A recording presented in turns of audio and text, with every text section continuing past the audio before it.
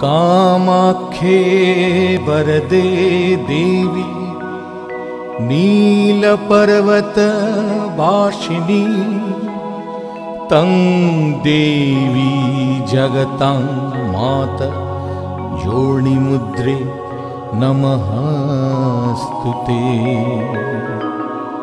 कामदे कामरूपस्थे शुभगे शूरसेविते करोमि दर्शनं दिव्या सर्वकामार्थसिद्धये।